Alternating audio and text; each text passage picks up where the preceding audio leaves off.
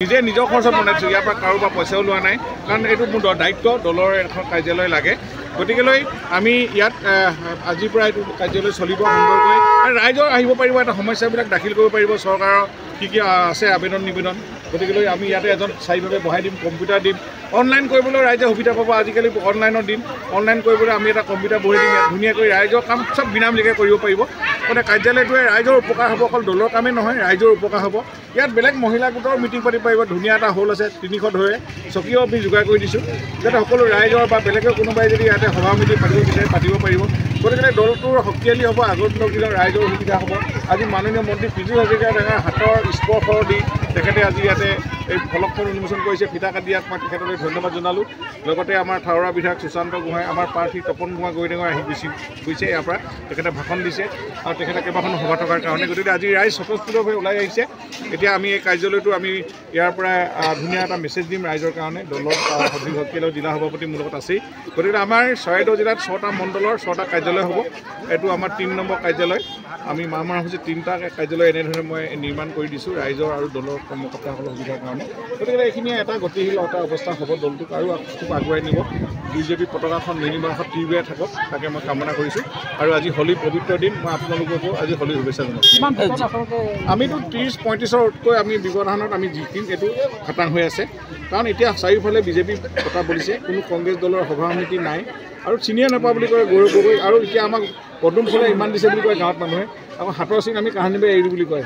আমি কেতিয়াবা বংশতৰ পালোঁ, ভোট আহি যাব। কাৰণ মই যে বাৰে বাৰে কৈ আছোঁ যে কংগ্ৰেছত থকা লিডাৰবিলাক ভাল, যিখিনি মানুহ ব্যক্তি ৰাইজৰ কাম বুলি ভাবিছিলে, আজি যেনেকৈ সুৰুজ দিহিঙে আহিছে আমাৰ ইয়াত, ঠিক তেনেধৰণে আজি আগতে আমাৰ ৰাণা গোস্বামী আহি গ'ল, এতিয়া ভৰত নহও আহি যাব।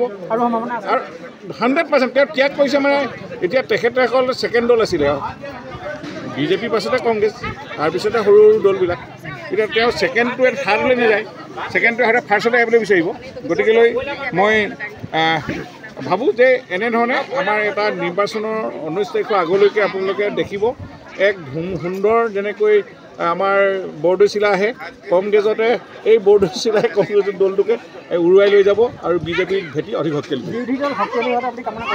বিৰোধী থাকিব লাগে, ষ্ট্ৰং অপজিশ্যন থাকিলে ভাল লাগে। আমাৰ বিৰোধী শক্তিশালী হ'লে নিৰ্বাচন খেলি ভাল লাগে। গতিকে আমি সদায় কামনা কৰোঁ, গণতন্ত্ৰত বিৰোধী দলৰ এটা স্থান আছে, সুকীয়া সন্মান আছে, আৰু তেওঁলোকৰ পৰা বহুখিনি আমি জানিব পাৰোঁ, বা তেওঁলোকে বহুখিনি বিধানসভাই হওক বা পাৰ্লিয়ামেণ্টত যিখিনি কুৱেশ্যন আনিব বা তেনেধৰণে বিতৰ্ক আহে, তেতিয়া শুদ্ধ পথটো ওলায়। কিন্তু বিৰোধী দুৰ্বল হ'লে গণতন্ত্ৰ দুৰ্বল হৈ পৰে। গতিকে বিৰোধী শক্তিশালী অৱস্থাত থকাটো আমি বিচাৰোঁ। দুটাকৈ পঞ্চায়তৰ এই বিষয়টো অলপ ৰাইজে এতিয়াও আচলতে নাই, এতিয়া মই আপোনালোকৰ যোগেদি ক'ব বিচাৰিছোঁ যে ইতিমধ্যে চৰাইদেউ মৈদামথলী চৰাইদেউ জিলাত হ'ব লাগে। এইটো বহুদিনীয়া ডিমাণ্ড আছিলে বহুতো সংগঠনৰ। সেইদিনা মাননীয় মুখ্যমন্ত্ৰীয়ে আলোচনা কৰিলে, আৰু তেওঁ এটা কথা কৈছিলে যে আমি তাৰ পৰা যদি 12,000 পপুলেশ্যন আহে, আমি এইফালৰ পৰা 12,000 পপুলেশ্যন দিব লাগে। কিন্তু পপুলেশ্যন নিদিয়াকৈও অকল ৰেভিনিউটো আমি ইয়াতে চৰাইদেউ জিলাত এটেচ কৰিলে হৈ যায়। সেইটো এটা গভৰ্ণমেণ্টৰ ৰুল আছে। সেই ৰুলটো যদি কওঁ, এতিয়া যিকেইখন গাঁও ইয়াতে আহিব চৰাইদেউ মৈদামথলী, তাত আমাৰ এডুকেশ্যন ডিপাৰ্টমেণ্ট তেওঁলোকৰ আমাৰ চৰাইদেউ জিলাৰ পৰা চলি আছে, আজি PSC চলি আছে, PWD চলি আছে, বা বিভিন্ন ধৰণৰ মানে ছ'চিয়েল ৱেলফেয়াৰ চলি আছে, বেলেগ চব ডিপাৰ্টমেণ্ট চলি আছে। মাত্ৰ ৰেভিনিউৰ চাৰ্কুলটো যদি আমি আনি দিওঁ, তাৰ পৰা চাৰ্কুলখন খালী চৰকাৰী মাটি বাৰী কাম কাজখিনি ইয়াত হ'ব, ইলেকশ্যনৰ ভোট দুইটা একেভাগে থাকিব। সেই গ'লে হলৌপুখনৰ পৰা আৰু আমাৰ চৰাইদেউ 4খন হলৌপুখনৰ পৰা এইখন যোৱা প্ৰশ্নই নুঠে। আমি আকৌ লগে লগে আমি গভৰ্ণমেণ্টক DC যোগেদি এইটো ৰিভিউ কৰি দিলোঁ। কোনো ৰাইজে ভাবিব নালাগে আমি এইটো নাজিৰাত যাব লাগিব, আমাৰ হলৌপুখনে আকৌ সিফালৰ পৰা লেঙিবৰ বা আমাৰ চুকাফাই এইফালে আহিব লাগিব, সেইটো ভাবিব নালাগে। সেইটো নোহোৱাকৈ এটা ব্যৱস্থা আছে। মৈদামথলীটো আমি অকল ৰেভিনিউ চাৰ্কুললৈ আমি এটেচ কৰি দিলে আমাৰ সকলো সমস্যা সমাধান হৈ যায়।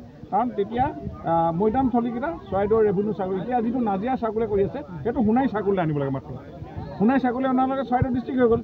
ডিষ্ট্ৰিক্ট এডমিনিষ্ট্ৰেশ্যন আমাৰ চৰাইদেউ আছে, কিন্তু ৰেভিনিউটো নাজিৰাত আছে। অকল ৰেভিনিউটো আমি উঠাই লৈ আনিলে, সোণাইত দি দিলে আমাৰ সকলো সমস্যা খতম। এই সৰু কথাটোকে বহুতে বুজা নাই, বিভ্ৰান্তি সৃষ্টি কৰিছে। গতিকে সেইখিনি ক্ষেত্ৰত আমি যিসকলে অভিজ্ঞ মানুহ, এইসকলক বুজাই দিবৰ কাৰণে মই আহ্বান জনালোঁ।